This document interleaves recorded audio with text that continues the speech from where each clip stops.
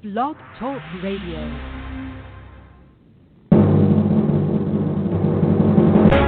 If you do not understand white supremacy, what it is, and how it works, everything else that you do understand will confuse you.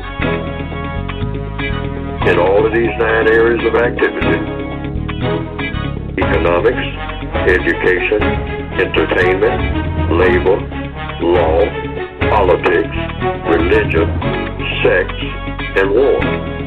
Anywhere on the planet, minute by minute, day by day, all of the time, all of the time, all of the time.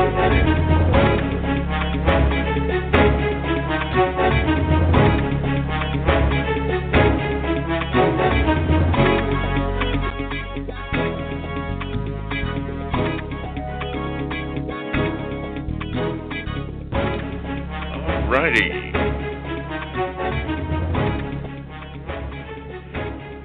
Welcome, everyone, to the Counter Racist Code Show with Mr. Neely Fuller Jr. and me as your co-host, Mr. Bobby. You can also call the show the CRCS with Mr. Neely Fuller Jr. and Mr. Bobby. Our contact number is 516-453-9921. Let me do that again. 516-453-9921. Or you can Gmail me at the numero 7, Mr. Bobby, BOBBY, at gmail.com. And I will get to those as the show progresses. Live on the line from Washington, D.C. is Mr. Neely Fuller Jr., and as our usual custom is, Mr. Fuller, good morning, and how are you? Good morning. I'm still learning. Okay. All righty. Let's go to the Gmails right now, and this is from Letitia, I guess, and Aaron. This was the question, Mr. Fuller. It says, a white female and a white male had an argument in my presence inside the office. The white male was yelling and fussing at the white female. Now, the white female wants to file a complaint on the white male. During the investigation, Mr. Fuller, if I am contacted by HR to write a statement as a witness, what shall I say or do according to the code? I'm non-white. Well, you'll go according to the laws that they have told you to follow. As a prisoner of war, as a non-white person on the planet, you're in the system of white supremacy. So therefore, either directly or indirectly, not saying that the people that you're involved with are white supremacists. I'm prohibited from saying that. But you can suspect that the white supremacists will make some kind of determination as to what your role is supposed to be. So as a prisoner of war in the system of racism, and you are in that system as a non-white person, then you just do what you're told to do. You just tell the truth. Now, the code says you always tell the truth if you're going to say anything at all. Now, the other alternative to not telling the truth is not to say anything. But then if you're subpoenaed, as they say, usually according in the Northwestern Hemisphere, to testify as to what you heard and what you saw to the best of your ability, and you make that clear to the best of your ability, you'll just say what you heard and what you saw and answer the questions. You don't volunteer anything. You just simply say what you heard, what you saw until you're asked a question. Well, what did you see? Or what did you hear?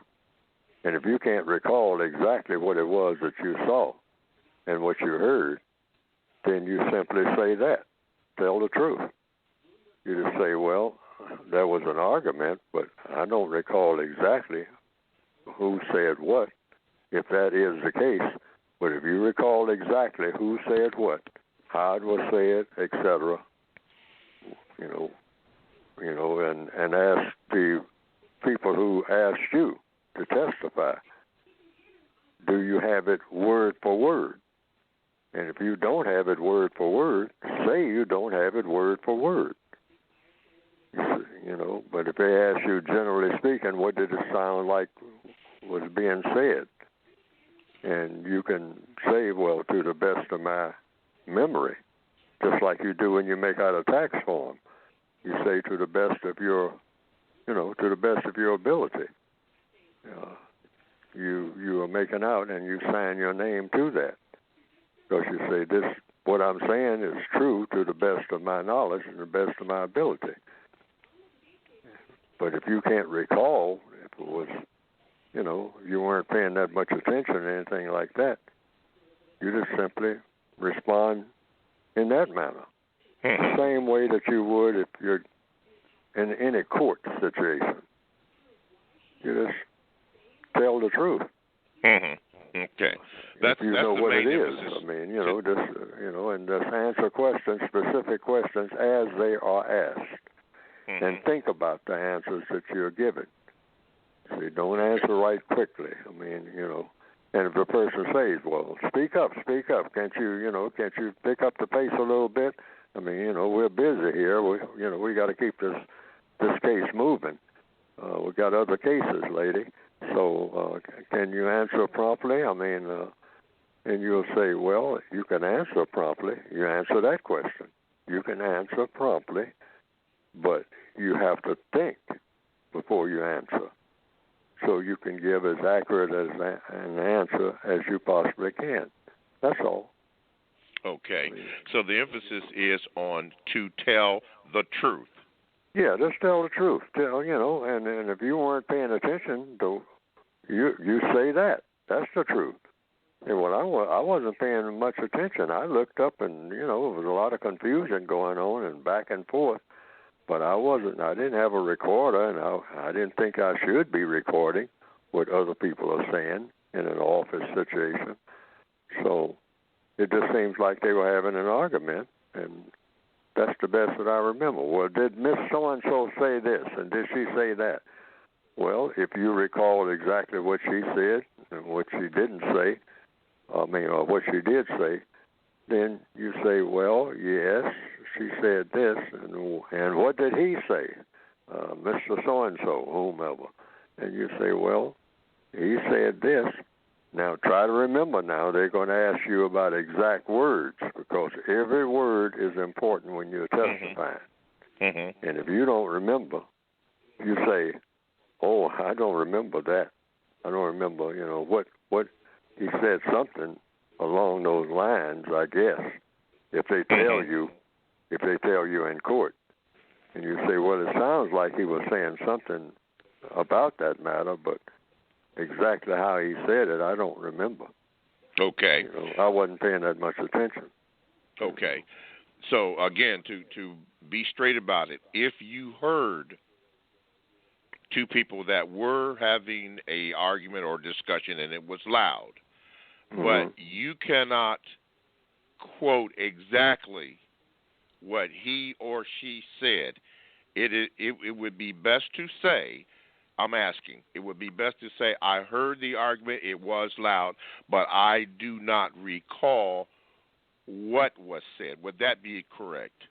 Yes, you can say, I do not recall word for word specifically what each person said, because that's what it comes down to. Words, every word in an argument, particularly when somebody's going to be in trouble, is very important.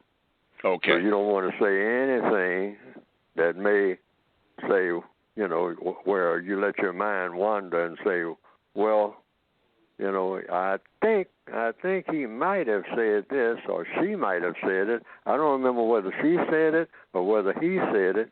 And but I kind of halfway think that she said it. I don't think he said that. And see, you say you're guessing. All right. So if you are guessing, if you find yourself guessing when you ask these questions, you say, well, I'm guessing now because I really don't remember exactly. I'm guessing now. This is just my guess, right? So that they get an understanding, because the whole thing is supposed to come out, and this is the only thing really that'll save black people ultimately. I mean, when everything comes down to the wire, and everything, all 9 areas of activity, and clearing up the race problem. If black people start veering away from the truth about anything, then that's dangerous to the future of black people. Because the white supremacists thrive on what? Falsehood. Because falsehood causes what? Confusion. Confusion leads to what? Conflict. And conflict leads to disaster. Okay. All righty. Okay. 516-453-9921 is the contact number if you would like to speak with Mr. Neely Fuller Jr. And 7, Mr. Bobby, Bobby, is the Gmail account if you'd like for me to ask your questions. Now, I can't say for sure that it will be asked today, but it will go into the rotation, and at some point in time it will be asked, and I will inform you of the date and time that your question is being answered by Mr. Fuller. Okay, Mr. Fuller, again, going to the Gmails. This question has to deal with sex between equals, and it comes from Altwan, and it says this. Greetings, Mr. Fuller. My question is pertaining to sex between equals. Does that apply to sex between 2 black people? Should sex between 2 black people be amongst equals, or are you talking about equal in the system of white supremacy? Well, sex between 2 black people in the system of white supremacy is equal, because all black people are prisoners of war. That's the assumption. Now, either that's true or false, but I say that it's true. We're in captivity. We were captured before we were born. We're captured in the womb. And our prison uniform for every black person in 2020 on the planet, the prison uniform for that black person is that black person's skin color. That is a prison uniform. That's what it is, with or without a number. It's a prison uniform, your black skin, in the system of white supremacy, which is the only government on the planet worthy of being called government. Now, that's either true or false. I made but I'm saying prisoner of war, that's either true or false. I'm saying we're prisoners of war. If you're black, you're a prisoner of war. The war between those who believe in racism and those who don't. And I was born into it. I was told that that's where I was. You're black. You're a convict. You've been convicted of a crime, the major crime here on the planet in the system of white supremacy is having color in your skin. That is a major crime. The biggest crime in the system of white supremacy. You are a criminal, Fuller. You were born a criminal. And as a criminal, you have been captured. And you are now, since war was made against your ancestors, you are a prisoner of war right out of the womb. Deal with it. Conform to it in the voice of the prison masters. So, in answer to the question, yes, when prisoners of war, have sexual intercourse, they are equal. Just imagine a prison camp, which is what the world is for a person with color in his or her skin. It's a prison camp under the system of white supremacy. And so, when those prisoners have sexual intercourse with each other, they're all equal. When they have sexual intercourse with a white person, that is, the white person is now guilty of child molestation, because the black person is a child in the system of white supremacy. prisoner of war is in a childlike condition. Can't go here, can't go there, can't do this, can't do that. Got to get permission to go, from one cell block to another, from any block to another, cross any ocean, get on any airplane. Got to get permission. Ultimately, from whom? The white supremacists, either directly or indirectly. That's prison. Okay. All righty. Continuing on, let's see here. This is from Root Dog, one of your loyal listeners, and he's speaking now about the coronavirus, and he used this term, Mr. Fuller, tacky, trashy, and terroristic. He says that the death toll from the coronavirus surged above 1,000 in mainland China, with more than 100 deaths in a single day, a record. The number of confirmed infection continues to rise, but the rate of growth is slowing. Yet, the flu in the United States is averaging about 1,500 deaths a day. The State Department authorized optional departure for non-emergency U.S. personnel and their families in Hong Kong. Authorities in Wuhan tightened restrictions on citizens, allowing just one member of a household to make one shopping trip every 3 days and placing entire buildings under quarantine. More than a dozen ambulances lined up alongside the Diamond Princess in Yokohama as medical staff evacuated passengers and crew infected with the virus after 65 more passengers on board the cruise ship tested positive. Around 3,700 people are being held on board, and the crew members say they aren't being adequately protected as more workers fall. China is bracing for the return of some 160 million migrant workers to their cities of employment as the country's economy sputters back to life after an extended holiday following the outbreak. He says this: both viruses are a threat, but the coronavirus is literally being flown into the United States, where the flu is already killing more people per day than the coronavirus than he has down here. Let's see, preliminary burden estimates, and he gave a which you can't see, but I suppose it is documentation. Mr. Fuller, on these viruses and things that are made, and my staff, we've done some research on the coronavirus, which some of this information is located on your local can of Lysol spray, which, as a matter of fact, I have it here in front of me. And this was, well, I guess the company's been in business since the early 1930s. And on that can, Mr. Fuller, it has written on there that it does kill the human coronavirus, which was very puzzling to myself and the staff, that they would have this on the can over here. There was a man, a doctor, who I guess he said something about it, but he mysteriously died.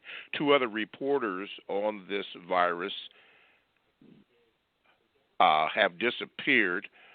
And what we were able to ascertain, Mr. Fuller, that this particular strand of it was a, quote, man-made virus that was launched to appear that it was an actual virus.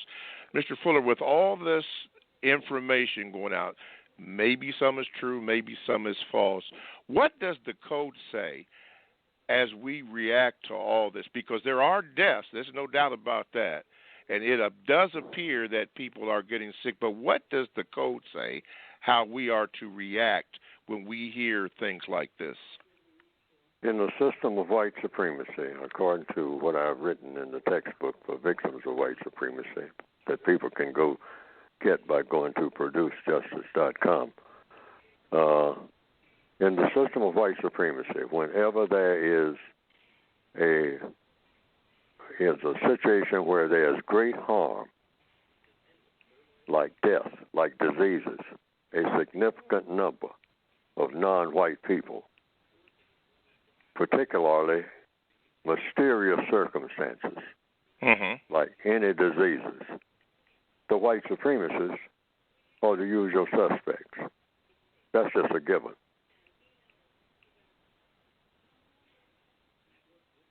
Okay. And in the way it's said in the textbook, to the extent that a white supremacist has anything to do with it, they are to blame for the spread of the disease. Whether it's syphilis, Tuskegee experiments and whatnot, they are to blame. They're the usual suspects. Now, you can't blame them directly because you don't know. Prisoners of war, what do they know? You got diseases all over the prison. So, what caused it? The prison masters may not know anything about it. They're finding out about it, exposed to it, or it might be something they're engineering to have what the code calls population tailoring. Now, population tailoring, according to the code, you're not trying to get rid of all of the non-white people. You're just trying to tailor the populations in different places to satisfy whatever project you happen to have in that area. Okay. See, in other words, they do it. The white supremacists will put a disease in one place and make sure that disease doesn't spread to another place. Why? It's bad for business. Okay. See, they want to maintain white supremacy. That's just an easy way of doing it because they have cans on shelves of every type of disease that you've ever heard of or never heard of, plus some diseases that they're possibly experimenting with that haven't even been defined as diseases yet, because they're running tests to see if they can use them. The white supremacists, I suspect, are just that smart. Yes. They can manufacture diseases. They can come up with a combination of this and a combination of that, know exactly when they can spread it, how far it will spread before it begins to disintegrate, whom it's likely to affect. They can have designer diseases that that are tailored to do certain things to black people only. All right, because of it might be some type of something that has to do with black skin. So you design a disease that will permeate the black skin and the person under the skin in a certain way, and might be just to make them sick for a particular time, all right, so that, they were getting ready to get on their feet or getting ready to start some type of project, that the white supremacists didn't approve of. The white supremacists didn't want to argue about it. They didn't want to send troops in like they usually do when things get out of hand. So they would say, hey, we'll just have a disease. We'll run this disease maybe about 18 months. It's designed to run 18 months. And then it begins the people become immune to it after 18 months. But during that 18 months, we'll destroy 30 million people. All right. That'll keep them in line. All righty. I'm going to come back to that, but right now I have on the line Dee Dee. Dee Dee, you are on with Mr. Fuller. Would you go ahead with your question? Yes, thank you. I have two questions. If I may, I'll ask them one at a time and wait for the answer. So my first question, Mr. Fuller, is what would you recommend as the codified response to suspected racists promoting so-called Black History Month? At my job, white women have been actively promoting the celebration of so-called Black History Month. At my job, it's mostly, the vast majority of people there are white people. And they've been really showcasing the very few black employees at the job. So again, my first question is, what, Mr. Fuller, would you recommend as the codified response to suspected racists promoting so-called Black History Month? You go to page 141, the 4 wants. That's what I call the grab all page, you might say. It gets everything right quick. 141 and 142 of the revised expanded edition of the code. That's the 2016 edition. And those, you have 4 wants there, 4 things that address the word wants, W-A-N-T-S. And what you will ask, well, what do you want to do? Now, here in the book it says, you ask yourself, what do I want to do? But what you want to do, starting with that, is to ask them, what do they want to do? Okay, so they say, well, we're going to help with Black History Month. Okay, why do you want to help with Black History Month? Just ask those 4 questions when you go back there. Okay, you can do that whenever you do it. I mean, just look at them. But put it in the frame of, in the book it says, what do I want to do? Why do I want to do it? But you can also ask another person, what do you want to do? Why do you want to do it? Why do you want to have Black History Month or participate or be the leaders in it? How do you plan to do it? And listen to the answers now. And don't interfere with the answers. Just listen. Because you can study the answers after they give you the answers to all these 4 questions. What do you want to do? Well, we want... Hello? Yeah, pardon me, just 1 second. Did you say page 141 and 142? What is that? It's actually it's page 171. Yes, I keep getting that in error. Yes, I want to correct that. Okay. I'm sorry. Go ahead. Yes, 171. Yes, I think I've made that mistake on the last program. Okay. I keep doing that, but yeah, when you catch me making those kind of errors, and errors are not permitted. Yes, in codification, errors, are fatal. All right, you don't make errors. So 171, page 171, of the revised. Okay. Expanded edition. Thank you. Okay. Right. Thank you for that clarification. Okay, yes, but I want to say, what do you want to do? And when they say, well, we want to participate in Black History Month, and we want, we want to generate interest in it and whatnot. Well, why do you want to do it? And let them answer. Whatever answer they give is just fine. How do you plan to do it? Well, most likely they have a plan, so they'll tell you how they plan to do it. Now, that 4th question is the most important. All of them are important, but that's the most important. What do you expect the constructive result to be of yours, participating in Black History Month? And then after they do all of that, you just measure. You just go back and ask them another question. Well, we had Black History Month 6 months ago. So what was the constructive result? And let them tell you. Don't ever interfere with the answers that they give. Study the answers, all right? And then have more questions to the answers that they give when you come up with your second set of questions. What was the constructive result? That's the main one you're going to ask. Now, we had Black History Month. This is December now of 2020. You said we had Black History Month back in February.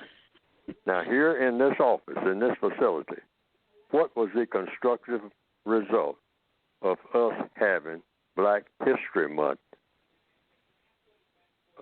annotated, celebrated, whatever you want to call it, educated, back in February? See, in other words, you want something to measure. Mm-hmm. Yeah, if you're going to do something now, in counter-racist science, any move that anybody makes is supposed to produce a constructive result, and you're supposed to be qualified to point out what that constructive result was. So they should be able to answer this question, come, say, whenever you want it answered. But if it's December at the end of this year, yes. You have another meeting, and you say, we had that meeting, and we had, Black History Month. Now, everybody wanted to participate. We can't waste time now. We can't waste the creator's time doing something that doesn't produce something. So what did Black History Month celebration, education, whatever you want to call it, produce that we can measure here at this work facility that has a constructive result? Can Miss Williams, can you enumerate if it was Miss Williams who made the suggestion? Okay. Mr. Fuller, hold it right there because we have to take a slight break. Caller, can you hold, please, so we can get your second question in? Okay. Yes, all sir, righty. Mr. Bobby, I can. Oh, okay, thank you. Listen, you are listening to the Counter Racist Code Show with Mr. Neely Fuller Jr. and me as your co-host, Mr. Bobby. And you can pick up this program and you can tell others by going to producejustice.com. On that site, you'll find all the information that you need for this book, how to get in contact with the YouTube channel so that you can see certain things on that, and all the pertinent information, what the books are doing worldwide, where they are being distributed. You can get all that information there. And you can also Gmail me at the numero 7, Mr. Bobby, BOBBY, at gmail.com, and I will try to get your questions on. If not this show, there will be another show that I can ask your question. It will be read. To get in contact with this show, you can call 516-453-9921. Again, that's 516-453-9921. We have Dee Dee on the line, and she has another question for Mr. Fuller. Let me find out. Mr. Fuller, were you complete in answering the first question, or shall we proceed to the second question? Unless, yes, that is a complete answer, unless according to caller, determines. Oh, she can. Okay. That's the codified way. She determines whether or not that question was answered. Okay. I can't determine that. Right. Okay, Dee Dee, were you satisfied with that, and shall we go on, or do you need more information? Hello, Dee Dee? That was yes. Can you hear me? Okay. Yes, we can hear you now. Yes. Okay, go ahead. Yes, that was clear. I just make a comment and then I'll ask my next question. There's just a lot of showcasing going on with the Black History Month at my job, and I didn't think it was constructive, and I haven't been involved, but I really appreciate Mr. Fuller's suggestions, and I'll take that approach when the white women come and ask me why won't I participate in Black History Month and ask me to get involved. Thank you. Mm-hmm. Okay. Yes, and on page 171 yes, ma'am. Go ahead. Oh, yes, go right ahead. No, go right ahead, sir. Please. On page 171, you can use that not only as it applies to this particular thing, the Black History Month issue, but to anything that comes up on that job. Just always go to that. What is it you want to do? What's the objective? And why do you want to do it? Whatever it is, you got to have a reason, should have a reason. How do you plan to do it? You know, and who's going to be a part of the plan? If you're going to be a part of the plan, let you know.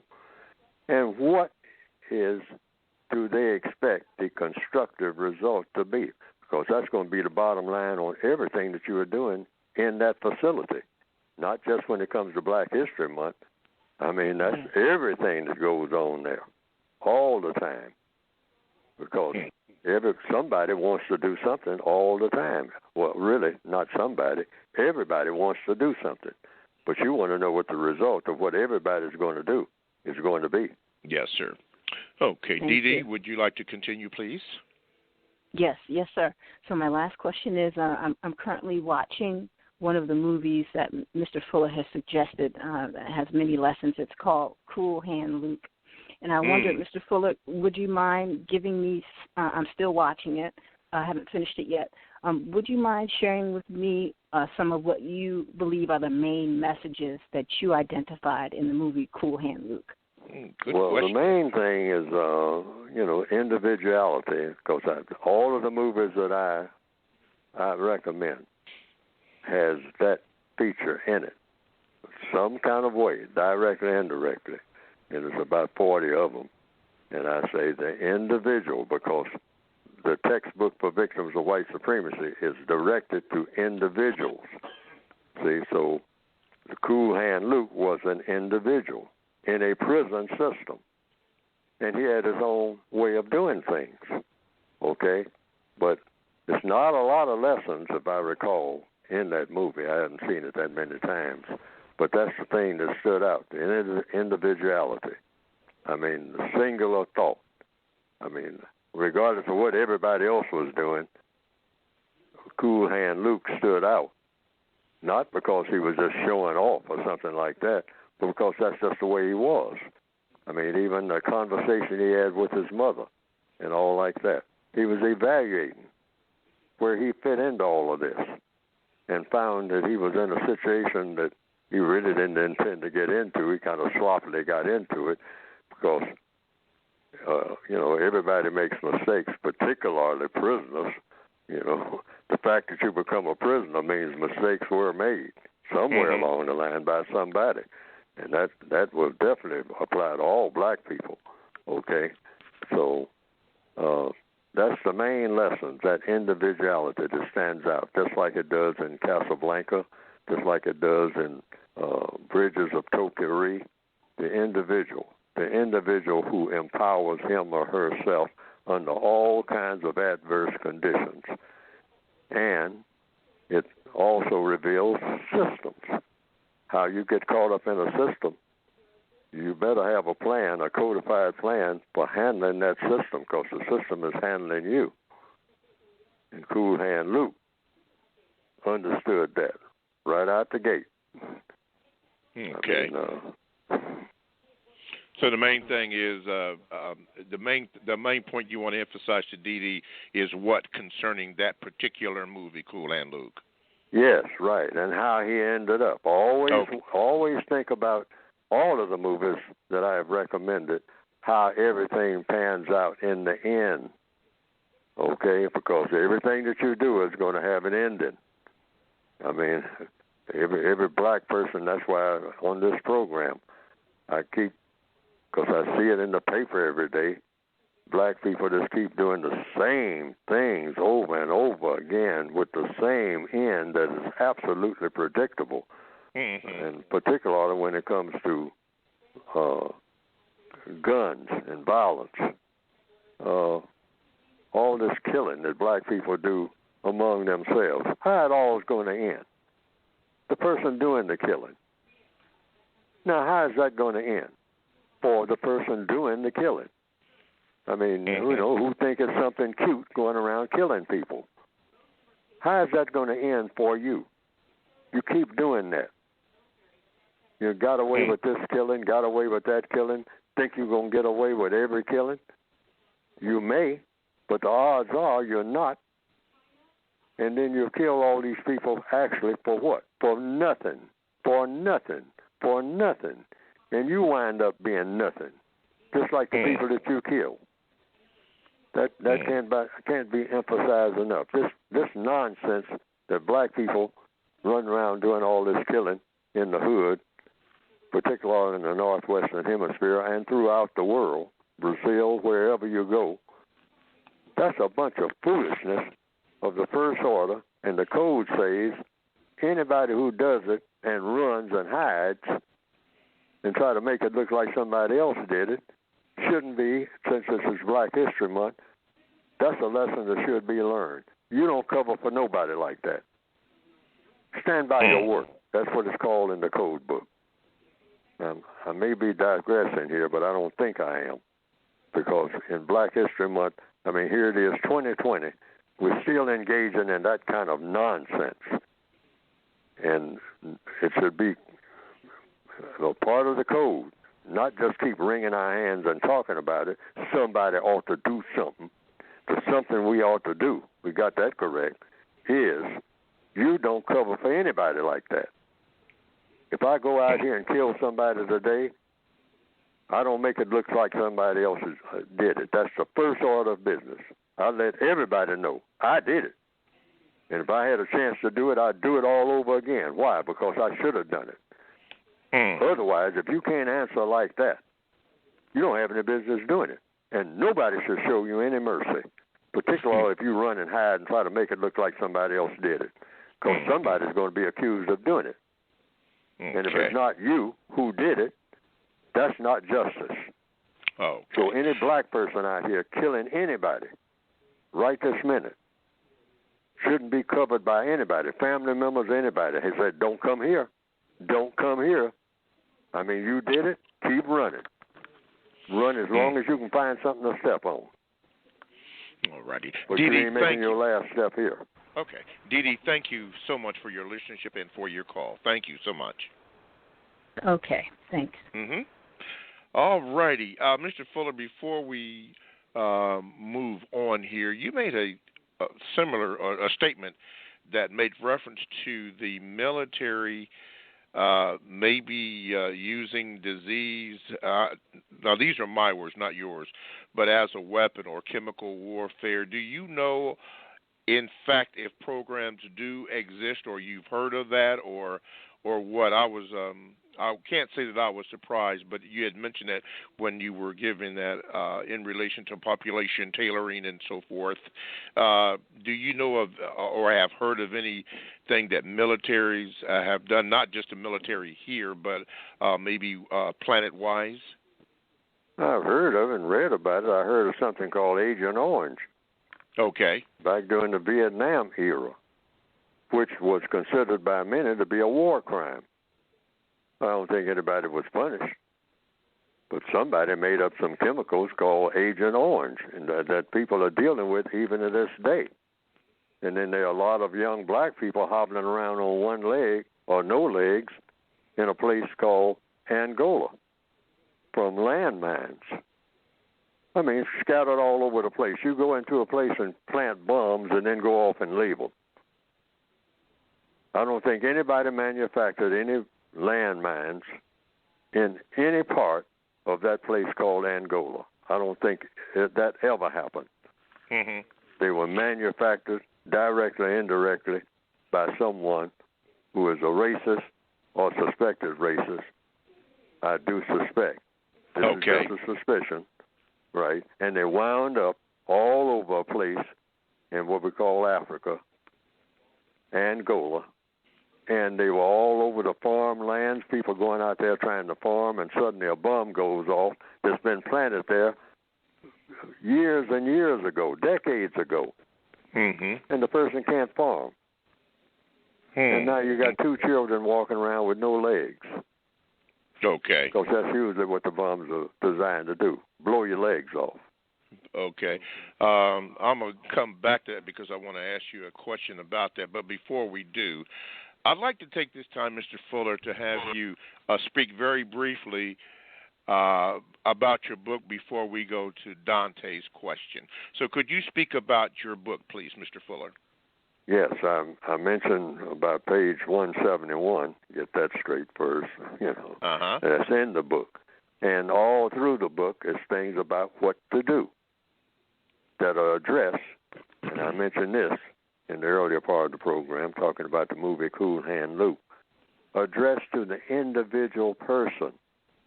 That is what I say is missing. That's why I wrote the book. We don't have enough books that are addressed to individual persons. They're addressed to governments or addressed to we the people as a whole, or we black people, or the diaspora, or something in the abstract. I'm talking about everyday stuff. Yes, sir. Each and every black person has to deal with situations every day. There should be an absolute code of do's and don'ts that are addressed to each and every black person, every prisoner of war, every non-white person on the planet that will take care of that situation just whenever you come up on that situation. And you're in situations 24 hours a day. I don't care who you are, where you're in a situation somewhere, if you're breathing on this planet. Now, it should be a code, the best thing for you to do in the situation that you're in, and the best things for you to say, doing and saying and doing, in every situation that you are in. Because in every situation, there's a worse thing to do, and then there's a moderate thing to do, and then there's a best thing. So why not come up with a code that says, I always do the best thing that can be done in every situation that you can possibly name. I will say, word for word, the best thing that can be said, and I will do the best thing that can be done, deed for deed. It doesn't get any better than that. But we don't have a code for that. The white supremacists do, but non-white people don't. Things happen and we say, well, we got to do something. I mean, that's almost like a cliche saying. It's almost like a slogan that applies to black people. Do something. Mm-hmm. That's how I say it in the Northwestern Hemisphere in what you call black vernacular. Well, somebody ought to do something. Do something? Like what? Negro? Like what? We never come up with the like what. We just say do something and throw up both hands. All right? So we need a code for that, and that's what I'm trying to write, and that's what I advise everybody from now on that writes anything. Not do something, what to do specifically, what to say and how to say it and how not to say it. In every circumstance that comes up, that's what is needed throughout the world. And I'm trying to pioneer it. You can go to producejustice.com, and it might give you some ideas. Okay. Producejustice.com. All right, producejustice.com. Hopefully people who call in have gotten the publication. But if you haven't, go to producejustice.com. Before we take Dante's call, I want to say a special hello to one of our technicians, nicknamed Moon Pie, Brother Leon. He's on there making sure that everything goes smoothly. Thank you, Brother Leon. All righty, let's go to Dante. Dante, you're on with Mr. Fuller. Go ahead with your question, please. Dante?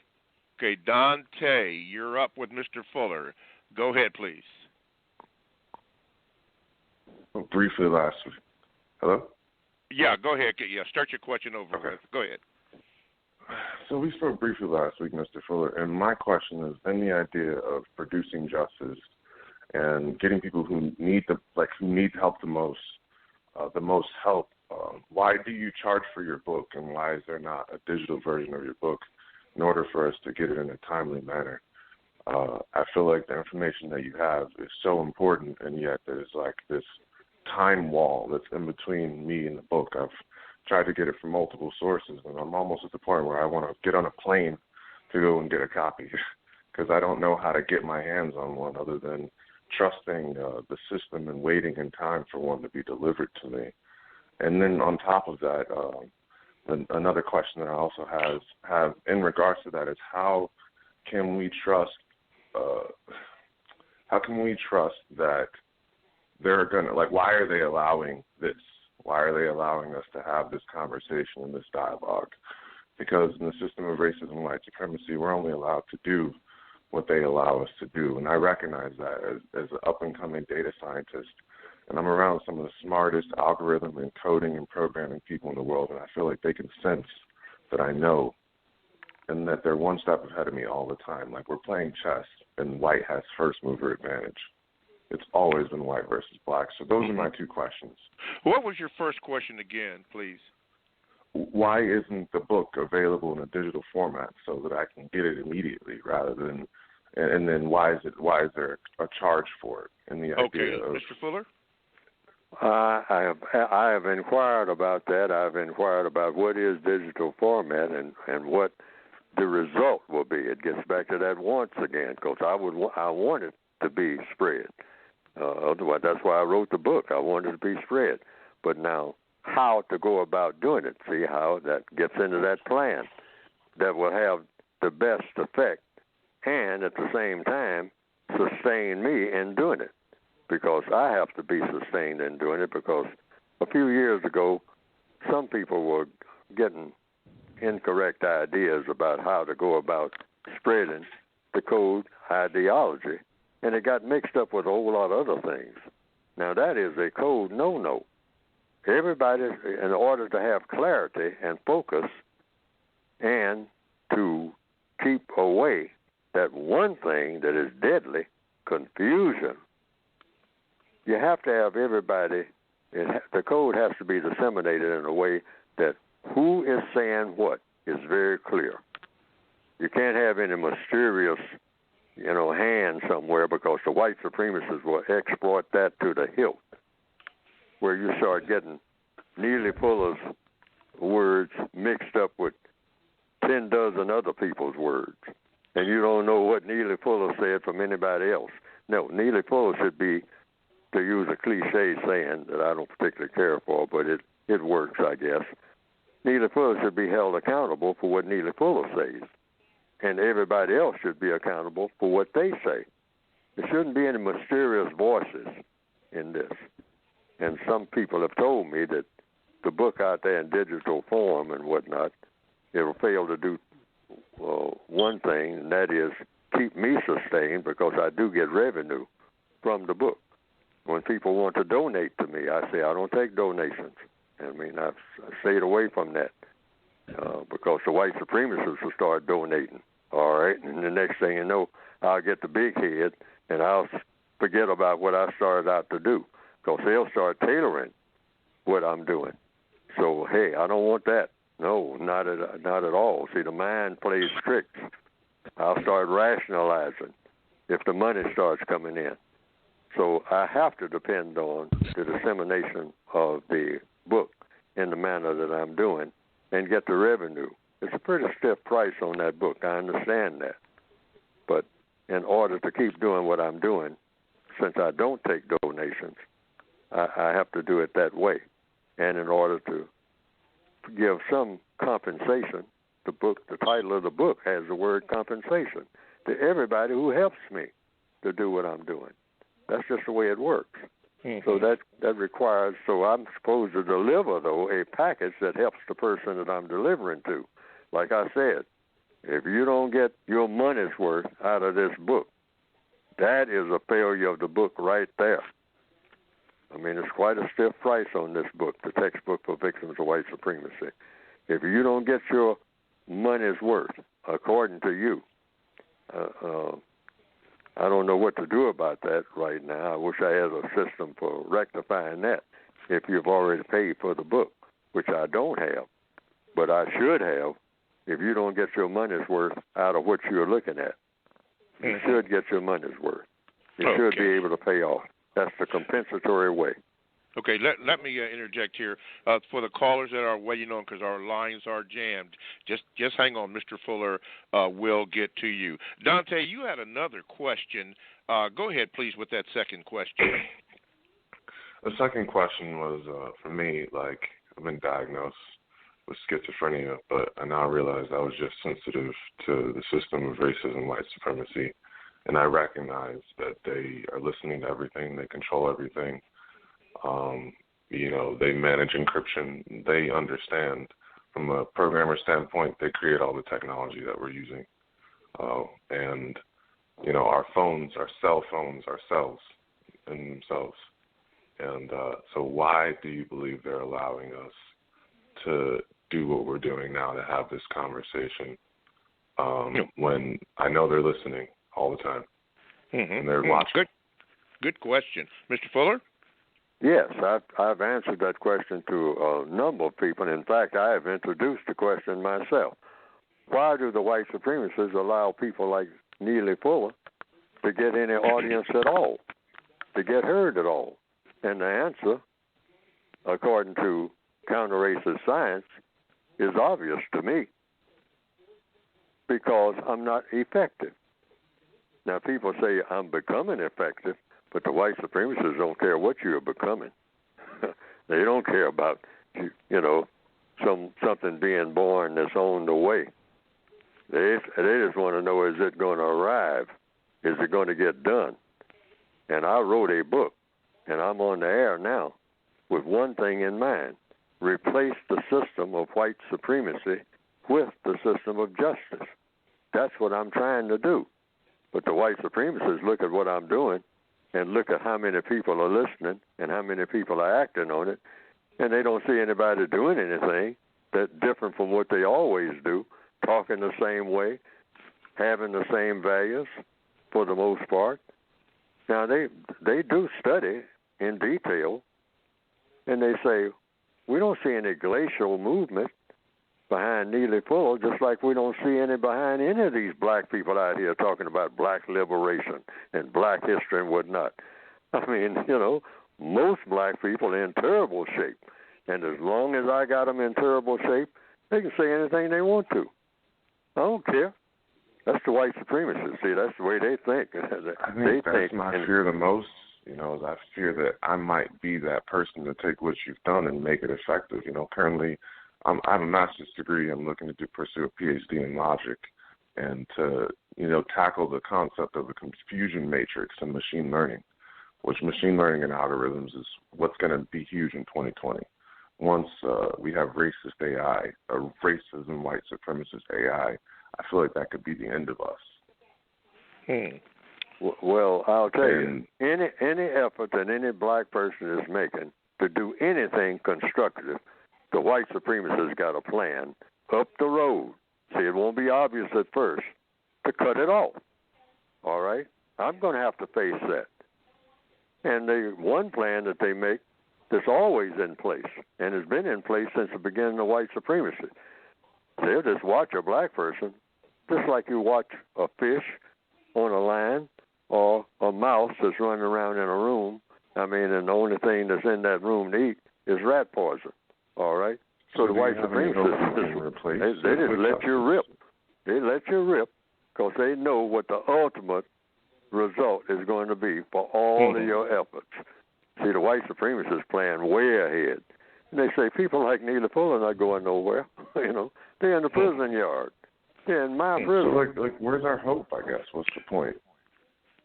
The point is, now we go back to Cool Hand Luke and all other prisoners, Shawshank Redemption, Under the Frame.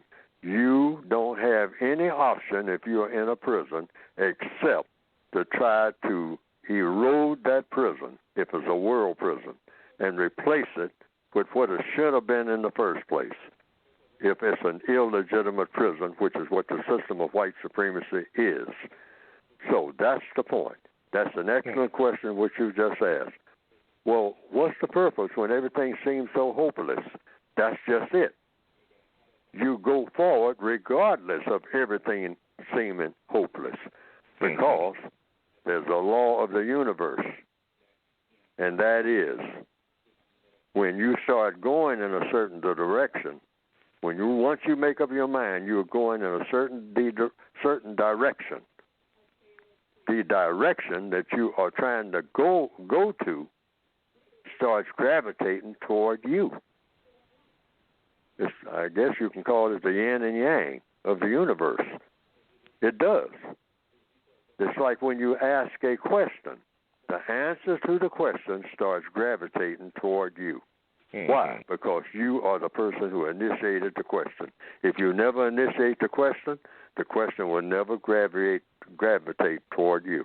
Okay. That's a with law that, of the universe. We're going to have to go with that one because our lines are just really being jammed. Dante, yes, sir. Thank you for calling. We really appreciate that. Okay, let's see. Let's go to this caller. He's been hanging on for the longest. Mind you, caller, that I'm going to have to take a station break in a couple of minutes. But go ahead. I don't have a name up here, but the first area code is 704. Go ahead, caller. You're on with Mr. Fuller. Caller? Going once. Caller, 704 is the area code. Are you there? Hello? Yes, go ahead, Hello? sir. Yes, go ahead. Yes. The judicial system is reopening the case of El-Hajj Malik Shabazz, Minister Malcolm X, and I'm suspicious about it. And I just wanted to know on if Mr. Fuller has heard about it and what his thoughts on the judicial system reopening this case. Okay, wait a minute. Before I have Mr. Fuller answer that question, let me get this station break in so he can fully answer your question without us breaking it up. Okay, you are now. Thank you. You are now listening to the Counter Racist Code Show, CRCS for short, with Mr. Neely Fuller Jr. and I am your co-host, Mr. Bobby. You can get in contact with the show as our lines are now jammed, but you can still try. 516-453-9921. Let me say that again. 516-453-9921. 453-9921. And if you are having problems getting in there, because like I said, the lines are jammed, you can try and Gmail me, the numeral 7, Mr. Bobby, BOBBY, at gmail.com. Everything can be accessed through producejustice.com. Mr. Fuller will speak to his book and all the latest information where you can get the book and so forth is on that site, producejustice.com. You will hear that all throughout this program, producejustice.com. Tell your friends about that. Okay, again, this is the Counter Racist Code Show with Mr. Neely Fuller Jr., and I am your co-host, Mr. Bobby. On the line from North Carolina, we have a brother that's asking about the reopening of the Malcolm X trial. Go ahead, brother. Just restate your question one more time so that Mr. Fuller can hear it and the rest of the listeners. This is actually from Miami. Oh, Miami. Okay, I'm sorry, brother. I'm sorry. I was asking Mr. Fuller, has he heard about the reopening of the murder case of El Hajj Malik Shabazz, Minister Malcolm X, and what is his thoughts on it? I'm suspicious about it. Yes, I've heard information, bits and pieces of it. And I think the question was also, what are the white supremacists up to in allowing that or in doing that, if they have anything to do with it? Well, I'll come right out of the code on that. To the extent that a white supremacist has anything to do with it, it is to strengthen the system of white supremacy.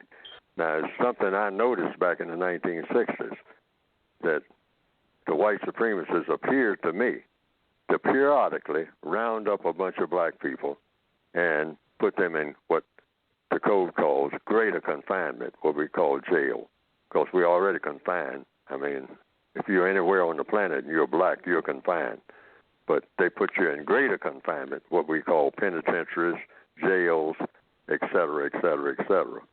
So every now and then they round up a whole bunch of black people, or a few black people who have what you might call prominent names, and put them in greater confinement.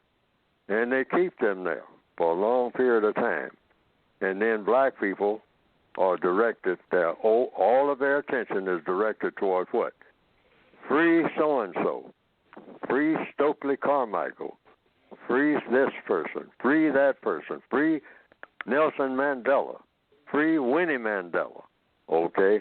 And you go on and on, year after year, raising money, having meetings, beating on drums, shaking tambourines, having rallies in parks, all right? Free this person, free that person, free Martin Luther King, free everybody who is in greater confinement, all right? And that goes on year after year. All resources are poured into it. But the white supremacists just sit back and say, I already got my time set to let them out. Or I'm not going to let them out at all because I want to run this. To do what? To have black people running around with focusing not on the whole problem as a whole, but on one or two individuals. So they'll have 50 organizations, all about freeing Nelson Mandela from imprisonment.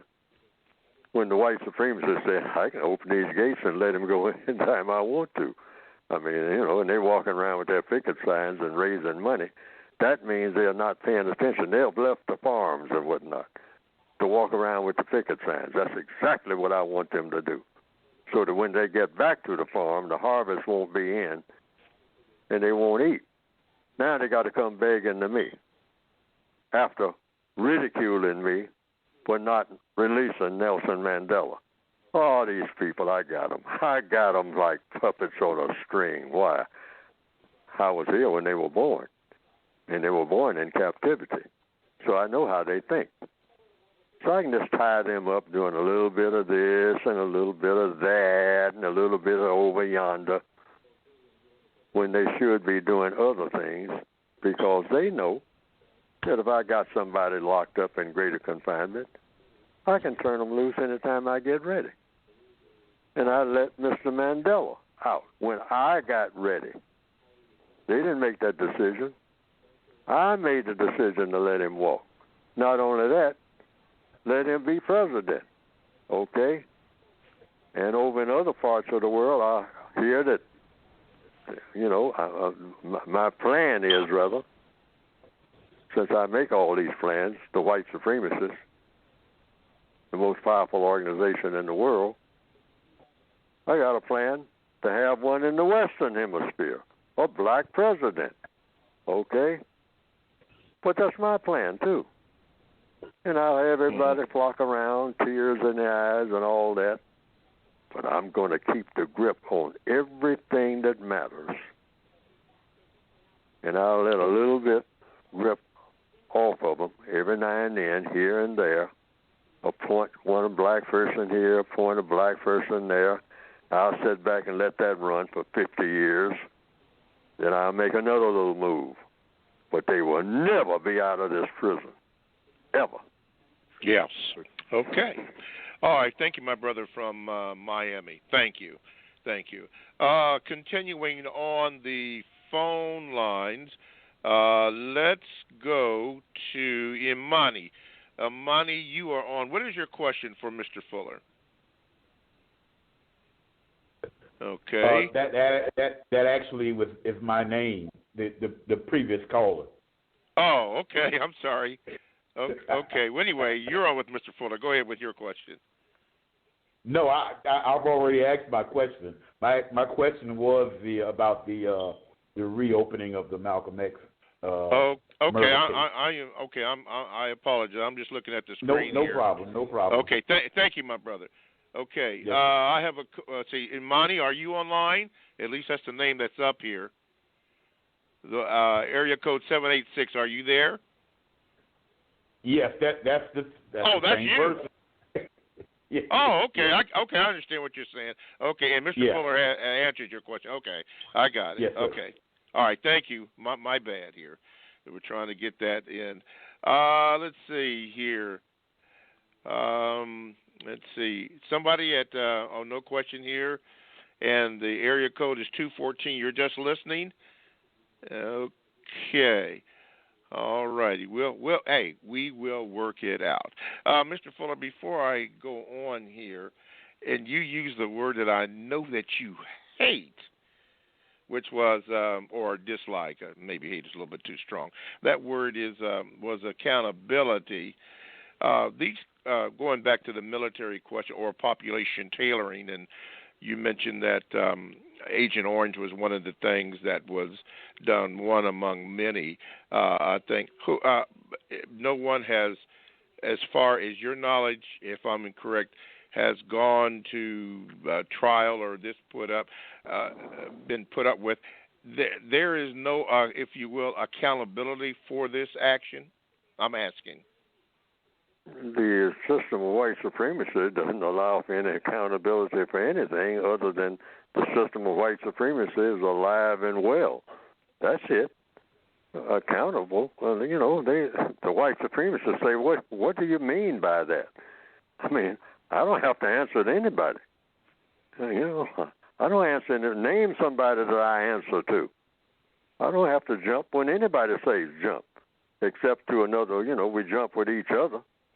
Like any criminal enterprise, which is what the system of white supremacy is, the criminals, like the Corleones, they fight among themselves and whatnot, brother against brother and all like that.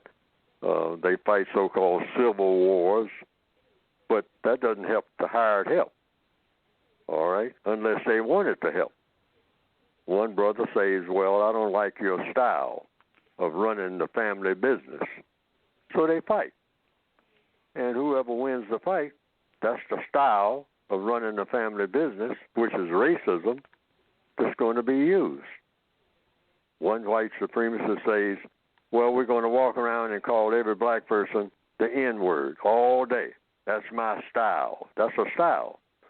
And the other white supremacist says, no, you just keep them stirred up. You have to argue with them all the time when you do that. Shake their hands, pat them on the back. I mean, give them awards. They love awards. They love to parade up and down the street, so give them plenty of that. No, I don't want to be bothered with that. I'd just rather walk around and call them the N-word all day. So they start fighting about it. Mm-hmm. And, and usually in the modern sense, the refined white supremacists so far have been winning that fight because they say that, hey, we're not going back to that stuff of this, calling them the N-word all day and making them walk in the gutter and all that type of stuff, and dragging them behind trucks so the public can see, hey, we can drag them in other ways. We don't have to drag them behind a truck. Yes, and we can drag them in such a way that they'll even enjoy it. Now, take part in it, and they don't know that they're being dragged. We got all kinds of sophisticated ways of handling these, these primitive people. They're primitive. We know everything there is to know about them. They're not hard to handle. They don't know nothing about us.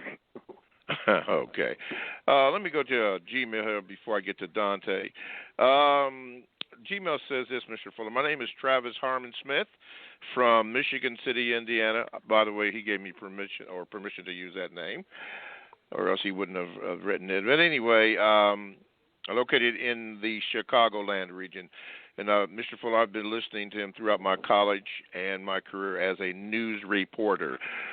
My question for Mr. Fuller. Mr. Fuller, I worked in television news as an on-air reporter for 2 years. I've been a journalist, a writer for nearly 4 years after finishing up my contract at an ABC affiliate in Kentucky. I'm currently an elementary school teacher. As a young black journalist and educator, why do white people find it astonishing to see a black man as a journalist or a teacher? And why is it that my family and friends who are black find it shocking to see me pursue a field that's, thank you? Because black people are not supposed to be doing anything of constructive value at all, ever, in the system of white supremacy, unless it's being officiated over by the white supremacists for the benefit of white supremacists. Now, they had a lady, I just read in this morning's paper, Miss Katherine Johnson, a black lady. Oh, yes. Mm-hmm. Yes. Okay. And what is it here it is in the Washington Post, I'm looking at it right now, newspaper, and right on the front page, page A1, here on Tuesday, February the 25th, 2020, Washington Post, front page. It has Miss Katherine Johnson here, and it says, as a subtitle to the article by someone named Harrison Smith, codified mathematical principles still at the core of human space travel. Now, who is Miss Katherine Johnson? She's a light-skinned black lady, all right? Yes. Almost looks white, okay? That's probably why they hired her in the first place. Okay. At the time she was hired. You think? Okay. Oh, yes, that factors in. The white supremacists sometimes, around certain environments, they just don't want anybody dark-skinned walking around looking like they got some sense. So they'll pick someone who got light skin. But this lady was especially, quote, unquote, gifted, you might say. Okay. Because she loved to deal with numbers.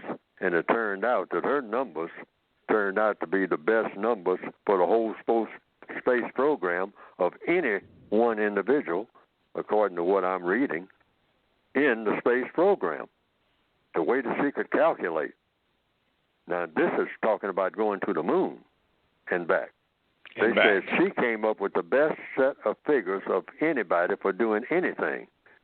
If you had a contest between her and anybody else, and all the mathematicians that they have in the space program, she would be the person to go to, because her mathematics would always be better than everybody else's, or equal to.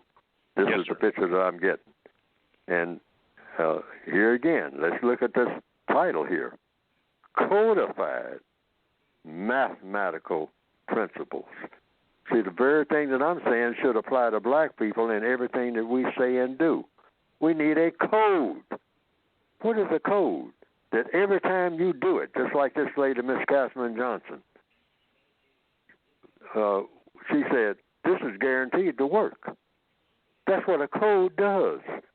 It's guaranteed to work, not a head-scratching Sambo cartoon. Head-scratching. The little black Sambo always scratching his bald head, his black bald head. Can't figure nothing out, all right? Everything is a puzzle. There used to be a cartoon character named Little Black Sambo. That was Little Black Sambo. Always got his black finger scratching his black head, trying to get his brain to work. All right? He figured that scratching his head will make his brain work so that he could figure out all this confusion that's going on and never could figure out nothing. Okay? This is the image that black people have all over the world. Okay? But here's Miss Katherine Johnson, and she says, and the white people have said, hey, if you want to get these figures right, we're going to make a moonshot. You better go talk to Miss Johnson, or we might be running into trouble out there in outer space. Yes. Because her figures are going to be right when nobody else has come up to snuff. Mm-hmm. You can always rely that when she comes down there and puts her figures on the table before everybody, when we get ready to have this moonshot, her mathematics is going to be correct. Okay. When everybody else might be questionable. You're not going to question Miss Johnson because she got it down. Right. Okay. You just mentioned before I take. Now, did I answer that question? Sometimes I waver a little bit, but I think it was very, this is Black History Month, so I think it's appropriate for me to squeeze that in. Yes, Miss Johnson had a code. Yes, you did. You did answer that, and you also put forth a nugget that I never thought of, and maybe those that are listening can remember this: the image of Stephen Fetchit. And you just mentioned black bald head scratching his head. When you first mentioned that about somebody else doing that, the image of Stephen Fetchit came to my mind. Do you remember that, Mr. Fuller? I remember Stephen Fetchit, and people say his name was I forgot the name that was a stage name, Stephen Fetchit. Yes, that was a stage name. He also was rich too. By the way, and he also was very intelligent. And very intelligent. But he knew how to act completely stupid. I mean, yes, ma'am, I'm coming now, boss. I ain't lazy. I'm just tired. And so he made a living doing that because. And that was the image that they wanted us to see. Yes, that's the image that they want to portray of every black person on the planet. I mean, I don't know about this, and I don't know about that. I'm Stephen Fetchit, and I don't know nothing about nothing, bastard. I mean, everybody got to tell me everything. I don't know nothing. I guess I just don't have no brain for nothing. Yeah, scratching his black bald head. Right. And black people sitting there, and I was one of them. I was one of the black people sitting in the audience with my black self, laughing at Stephen Fetchit. All right? Okay. Because that's what the white supremacists wanted us to do and trained us to do. Yes, sir. Okay. Dante, you're back. Go ahead, Dante, with your question for Mr. Fuller. Hold on 1 second. 1 second. I was finishing a bite of my breakfast.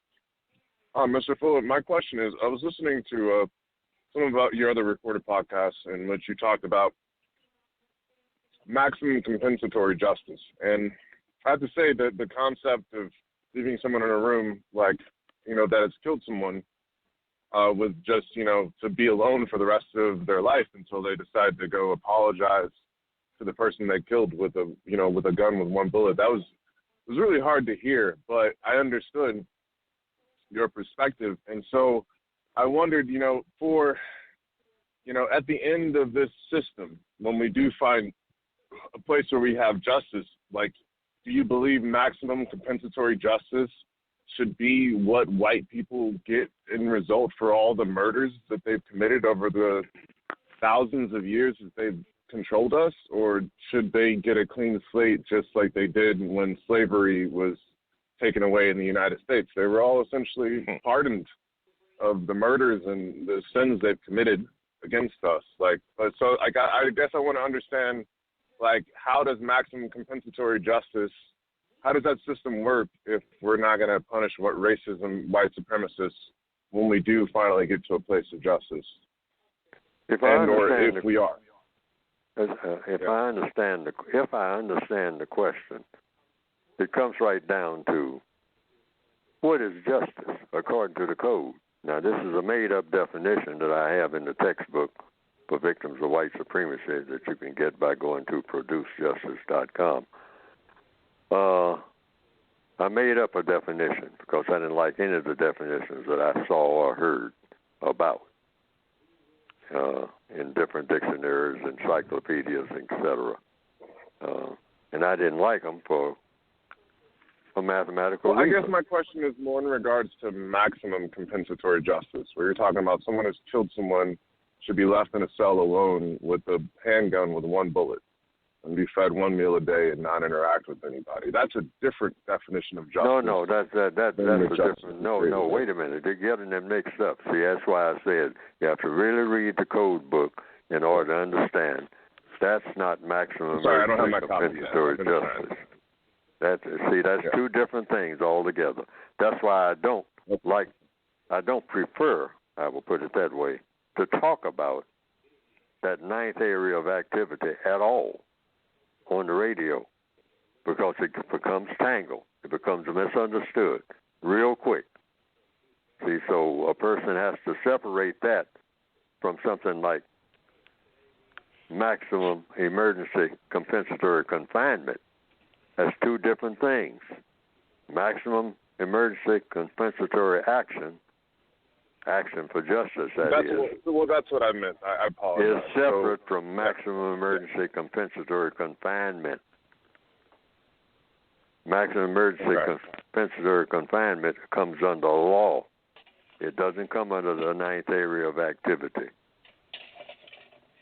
The ninth area of activity covers maximum emergency compensatory action, and in the 1984 edition it's called maximum emergency compensatory justice. But I modified that. It's action toward justice because, and I updated that in the 2016 edition. So that's to get rid of confusion. That's why I don't like to talk about it just in trying to give a snap answer on the air to something that has to do with making death. Mm-hmm. We're talking about death here. Anytime anybody is involved in the killing of anybody, that shouldn't be something that's talked about in a breezy manner. That's real serious business. Black people should be the pioneers on making, hey, if you're talking about killing, you're talking about something that's super serious. That's not nothing, no kind of fun and games like the white supremacists make it. I mean, you hunt for fun. You go out and hunt, actually take a rifle or a shotgun and go out and hunt for fun? Are you kidding? You don't kill anything for fun, period. You better have a better reason than fun. No, you don't make fun of killing. You don't glorify killing. Black people have been taught that nonsense. And that's one of the first things in becoming universal man and universal woman that we're going to harp on all the way, because this world has glorified the killing of people like just stepping on ants, which shouldn't be glorified. I mean, but we consider that nothing. Junebug Watson, got killed over in South Chicago today. I mean, it makes a little article. They didn't even get his name spelled right, didn't get his age spelled right. And we just say turn the page to the sports page, which is all about combat for the most part, getting rid of the kill, okay? I mean, all about boxing, getting ready to knock somebody out. That's the next thing to killing. There's all kinds of conflict that is glorified in the system of white supremacy, and we have become accustomed to it to the extent that somebody dying isn't nearly as important, if I'm going to switch on the television, as looking at somebody getting out there dancing. Now, what kind of thinking is that in any society? Somebody dancing on channel so-and-so is more important than a 16-year-old in Rochester, New York, being gunned down on his way to school. And I understand that. I guess my question is more in that, like, so when it comes to confinement, like, does the system of justice really allow for a system of confinement as well, maximum compensatory confinement, especially for what we now know to be racist white supremacists that have committed heinous crimes? Well, it all comes down, if you're talking about applying that across the board forever, it's called maximum emergency compensatory confinement. So I don't know about that forever thing. When we have a different society, we'd have a different system.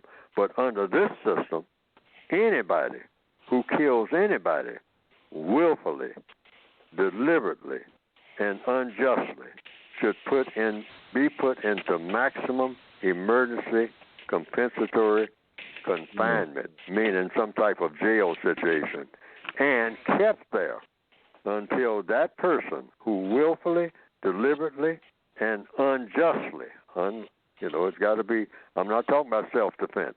I'm talking about somebody who went out and unjustly, that person that you killed shouldn't have been killed for what you killed that person for, all right? But if you do that, if you're bold enough to do that, to take another person born from another female, most likely, or even from the same female, you should apologize, all right? But you don't apologize to anybody who's still here. No, that doesn't work. That should be, that shouldn't be considered at all. You apologize to the person. I believe I understand what you're saying is like under this current system, that's where the confinement allows. But once we move to a system of justice, then we'll have different laws and we'll have a different system. Yes, but up until then, this should apply to everybody across the board. If I go out here today and kill somebody deliberately, willfully, and unjustly, I don't care if it's a robbery or whatever, and I kill him, that person is gone. Now, compensatory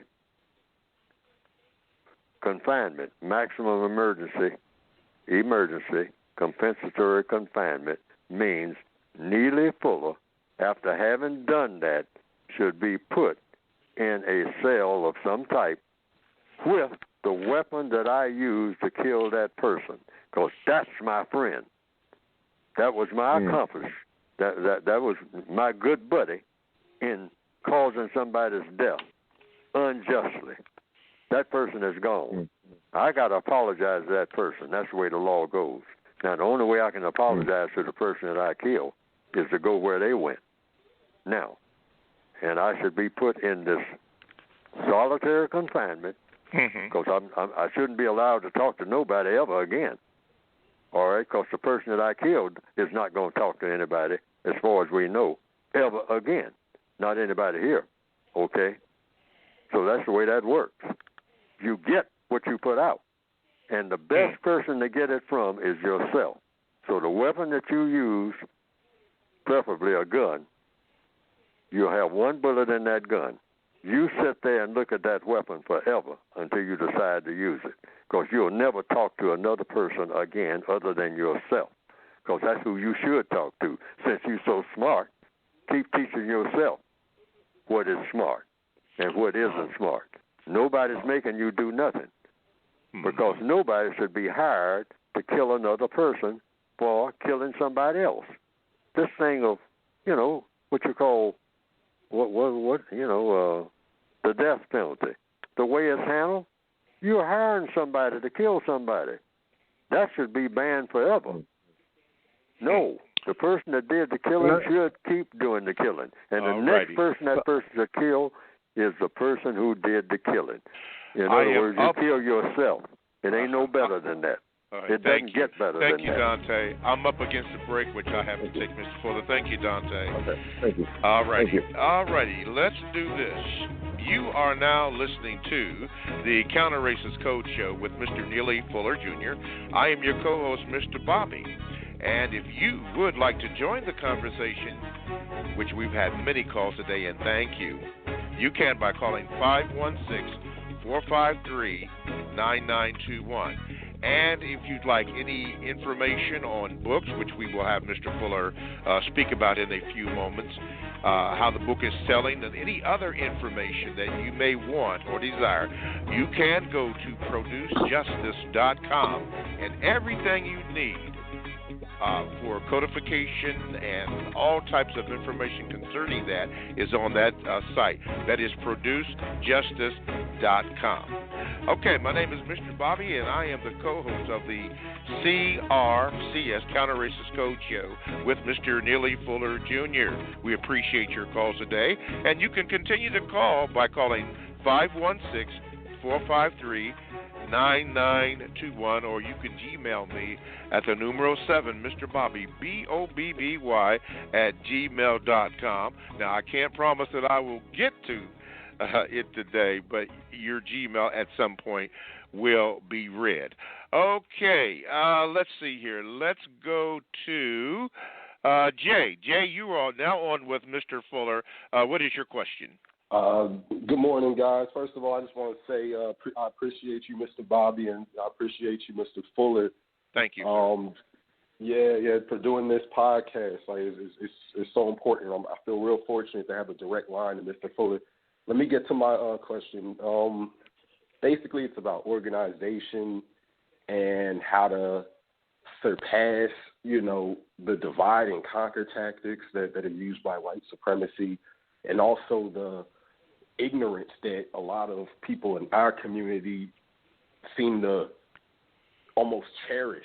I can't stand it. I can't stand it. It bothers me deeply, the ignorance that many of us have, the lack of desire to learn and all this stuff. Like, how do you get past the divide and conquer? How do you start organizing? How do you do it? Like, it just seems like it's such a uphill battle. Mm-hmm. I'll get to page. I'll go back to page 171 of the basic textbook, Revised Expanded Edition, 2016. 171 and 172 on wants.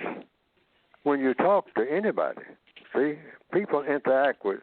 See, you don't even talk to anybody unless you find out what the person wants. All over the planet, everybody wants something every minute of the day that they are awake. That not only applies to people, that applies to insects, that applies to birds, that applies to whales, that applies to penguins. Every creature in the known universe wants to do something every waking moment. That penguin, is sitting there in Antarctica on the ice, and the penguin is just sitting there. And then, for some reason, the penguin decides, after an hour of sitting there, just take a little stroll across the ice and jump into the water. Now, you're looking at the penguin do that. Now, why did the penguin do that? The penguin wanted to. That's why the penguin did it. Yep, something more. You see what I mean? Now, it's the same way with everybody. So everybody that you see in front of you, all the black people around talking nonsense and all like that, you go to them with those 4 wants because they want to do something. Each one of them wants to do something. So what do you want to do? Just what you called in for. You want to know what to do when you're around all of this type of activity. So anybody that you speak to, the best way to approach them is not for you to try to put on them what you want them to do. No, all you're going to get now is a fight, okay? If you keep talking, that's where it's going to lead to. All right? We don't need no more of that. All right? You're not looking for a fight. You're looking for understanding, a better situation. So apply those wants. When you interact with anybody, first of all, I don't care who it is, white or non-white, sir, ma'am, what do you want to do? And let them tell you, and don't interfere with the answer that they give you. See, because that's going to get an argument. You're not looking for an argument. You know, black people walk around all day looking for arguments in the Northwestern Hemisphere. We've got to the place we love arguments so they can start a conflict and we can get stuff off our chest. You know, you don't want to be a part of that. You don't want anybody else to be a part of that because it's dangerous. Okay. Now, so just ask people, what do you want to do? And don't interfere with the answer. Why do you want to do what you want to do? Henry, Alice, whatever the name is, if you're on an informal basis, how do you plan to do what you want to do? What you want to do, not what I want you to do, what you want to do. How do you plan to do it? And what do you expect the constructive result to be? Now, that sounds like it's very tame, very mundane, because your question was, what do you do about all this? That's what you do. Try it. And you see like magic, because that's code. You'll see like magic. Well, first of all, when you ask a question, those type of questions particularly, it causes a person to do what? Think. Think critically. Yes, it causes a question causes a person to think. When you make a statement, see, stay away from statements. What you're doing, you're causing a person to think all right, but they think that you're up to something where you're going to try to get over on them because that's how black people think. And sometimes justifiably so, they think you're up to something, all right, that's going to be directly, indirectly, not going to do them anything other than harm. So they immediately put up barriers in their minds, okay? But when you ask a person a question, you're telling them, I think you might have a degree of intelligence. Now, everybody wants to be considered to be intelligent. Anytime you ask a person a question, that person's response is going to be, oh, this person thinks that I know something that they don't know. See, that's the nature of a question. Mm-hmm. So that person immediately, I mean, their ego goes up a couple of notches because you're asking them, all right? But when you're asking them those questions are loaded, okay? But they're loaded to help both you and them and the entire world indirectly. Because when they come up with the answers to the questions you just asked about those 4 wants, page 171 in the textbook and 172 of the codified textbook, yes, everything should fall in place. And I hope that's the answer to your question. How do you talk to black people? Start with the 4 wants. There'll be other questions, thousands of them, but you want to start with those. Definitely helps. Yeah, that will work. You want to do what will work. Do you really believe there's no room for arguments? Because I'm a big arguer, and sometimes I feel like the pain that comes from an argument leads you forward. Do you really believe that there's no room for argument and all that?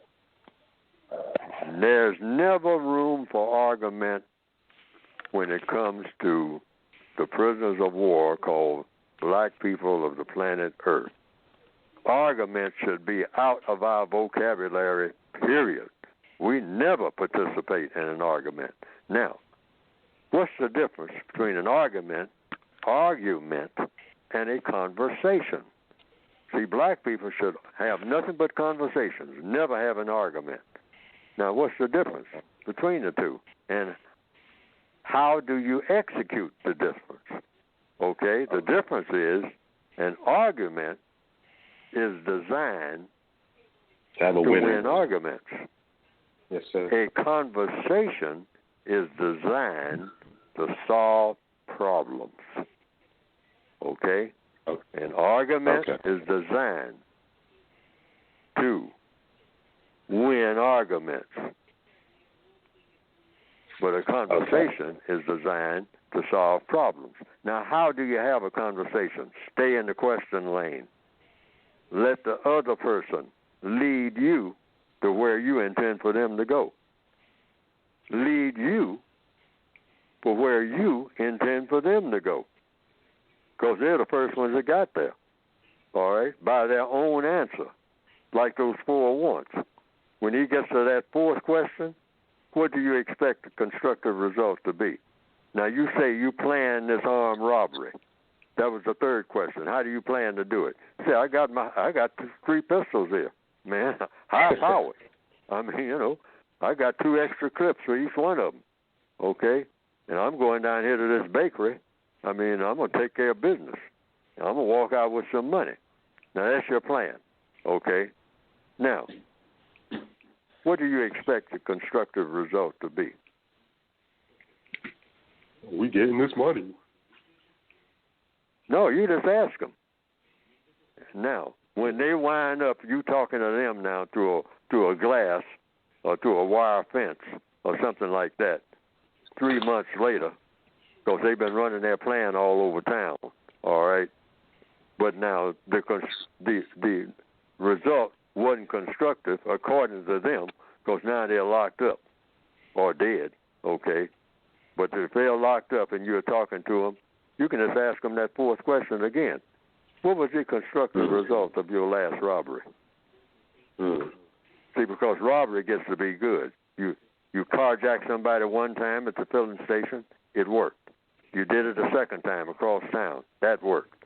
Then you got your buddy in on it. That might have been your first big mistake. I mean, your 2nd big mistake, because robbery in the first place was your first one.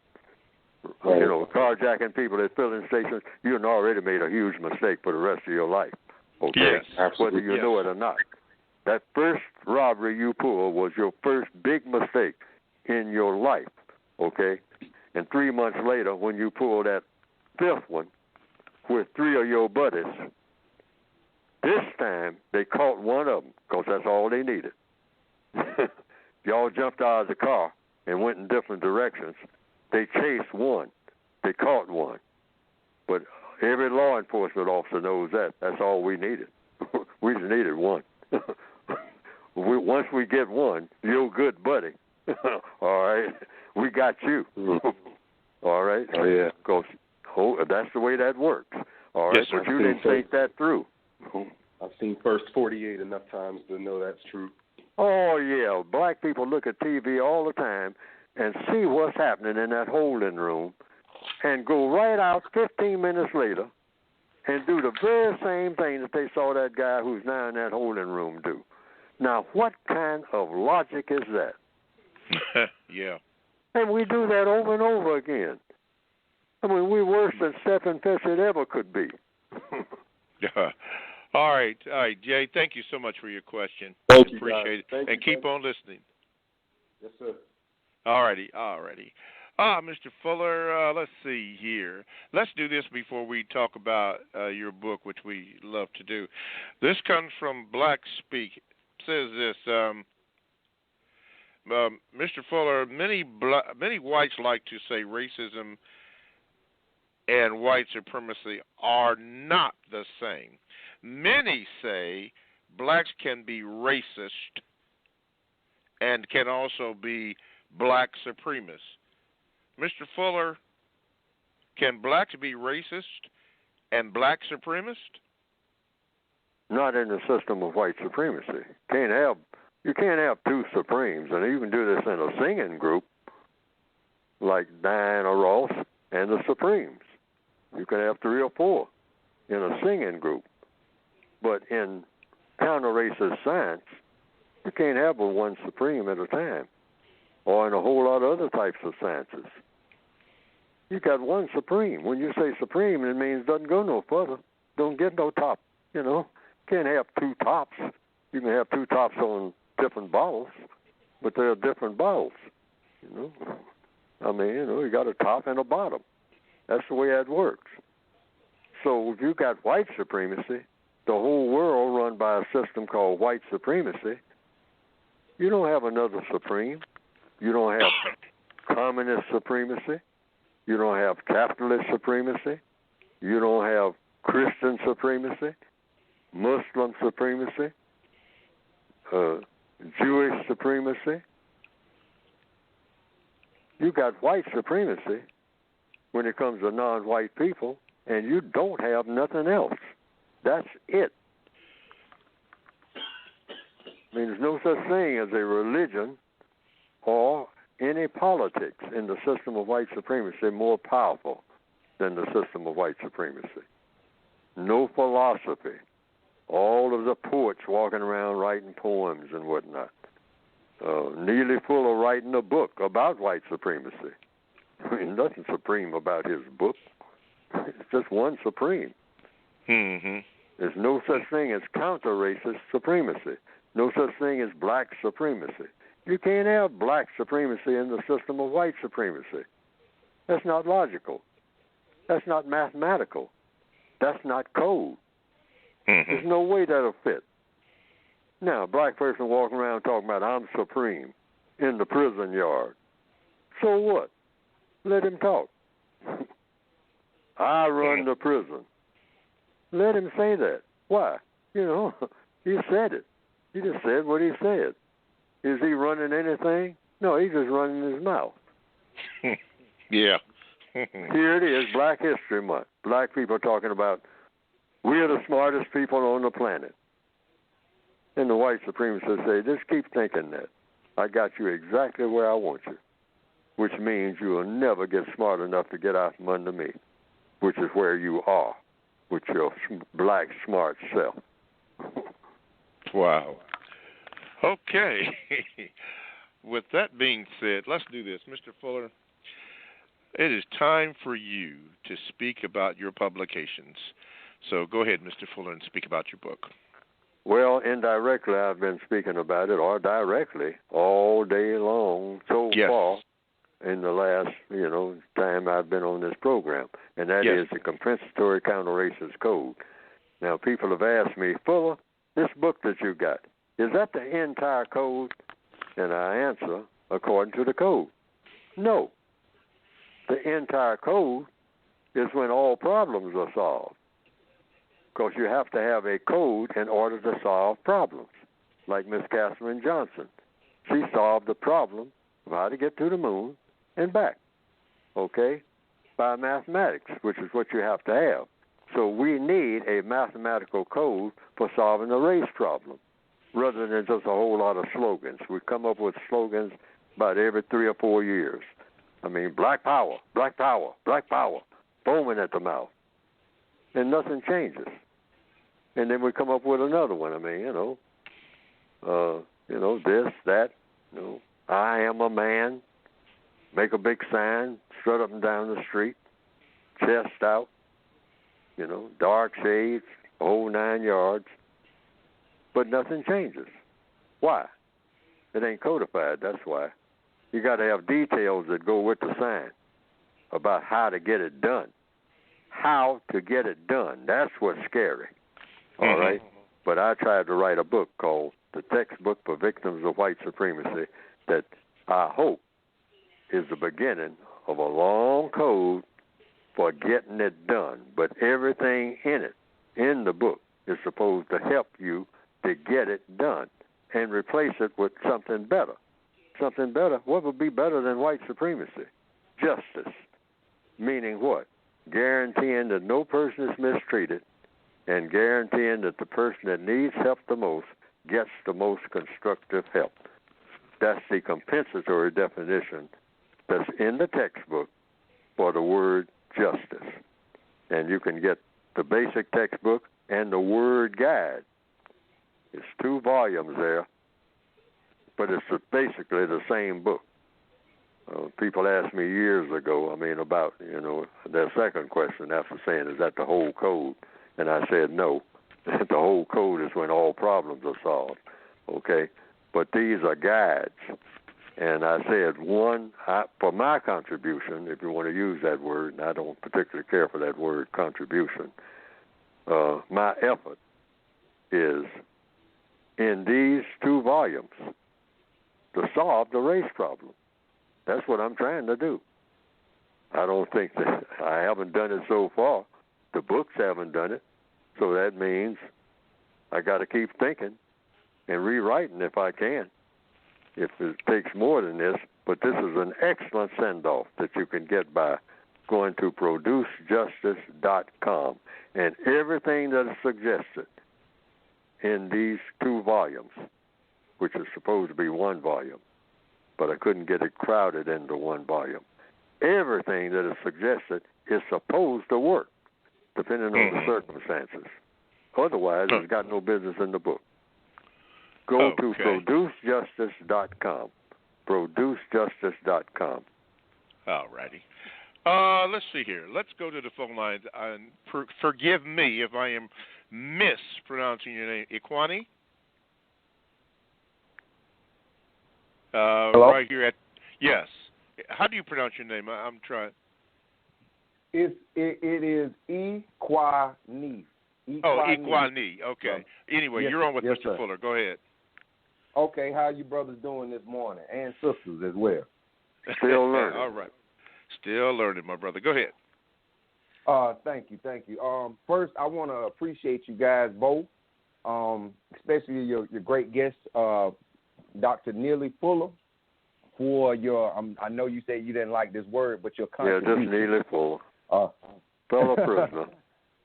But we appreciate the work that you have actually put in, because there are a lot of people that are claiming that white supremacy doesn't exist, and I think your works substantiate the claims that it really does, and that it's actively moving.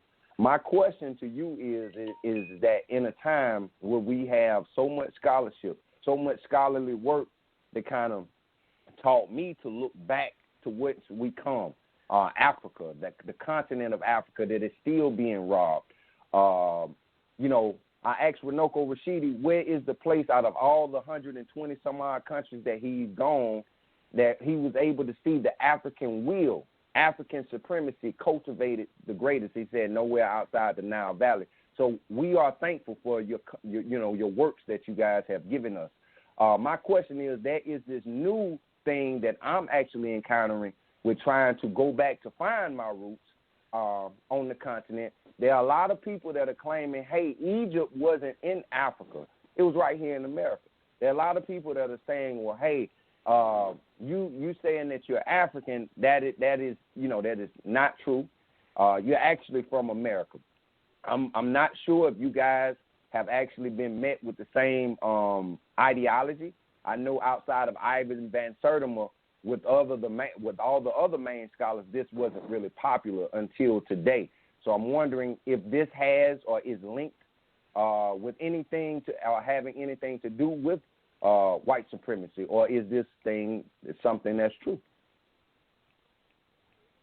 Yeah, if I understand the question, is studying history have anything to do with finding out about white supremacy?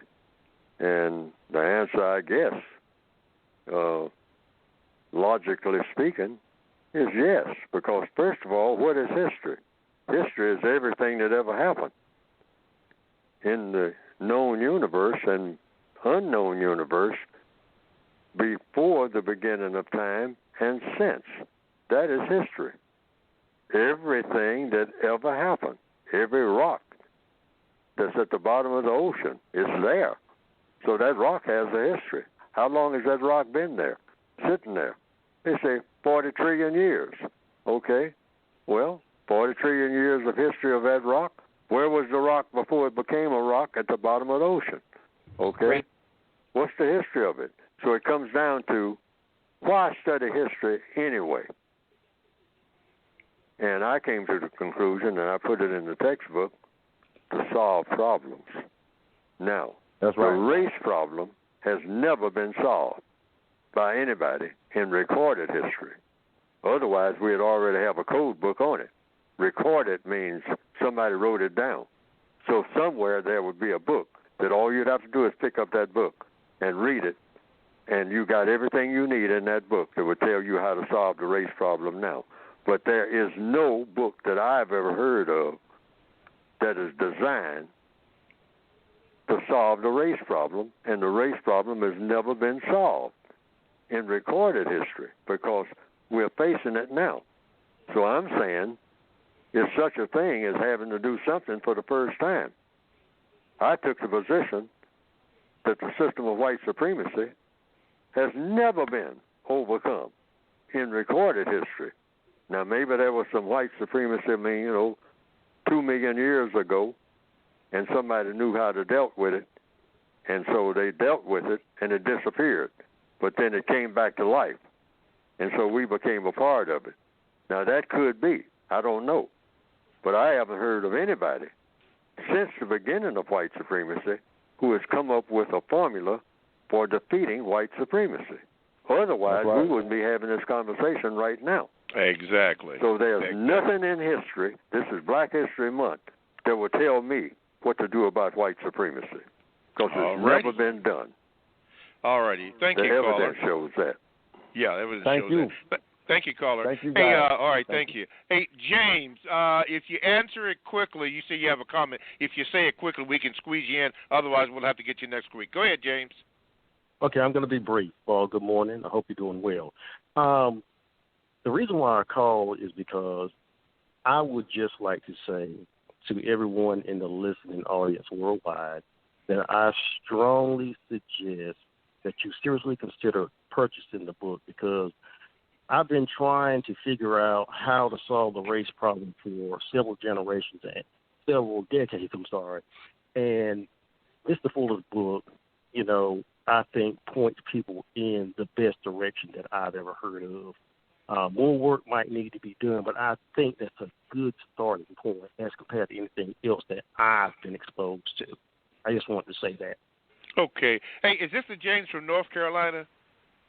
Yes, sir. Absolutely. Yeah. Okay, James. I thought that voice was familiar. Yeah. Hey, call us back next week if you have a question. But good observation, and you're right. They should.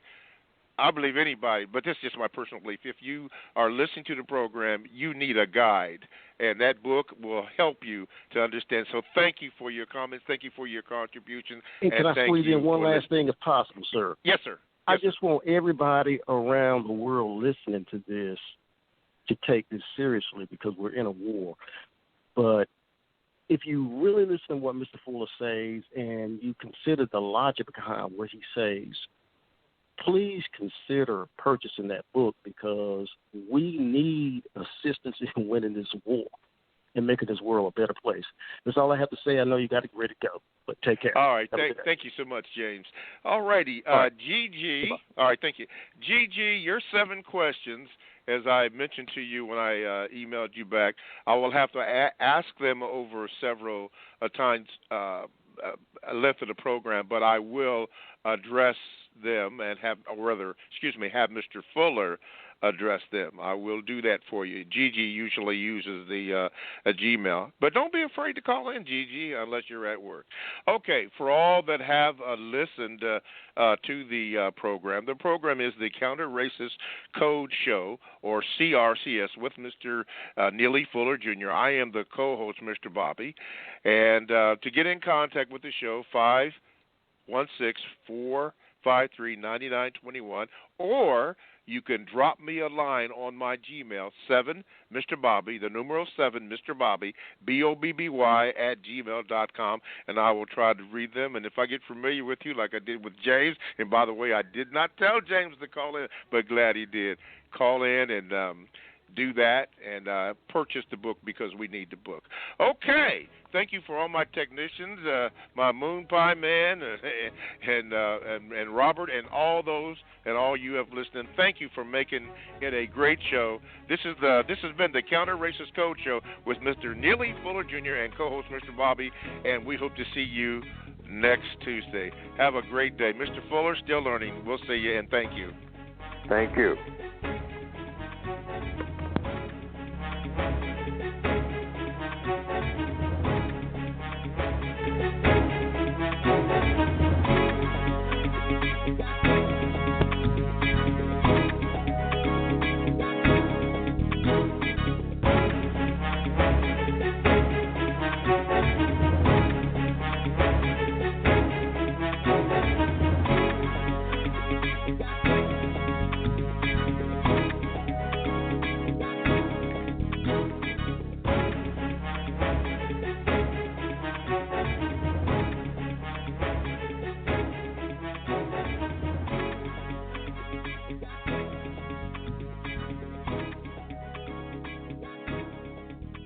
He's not.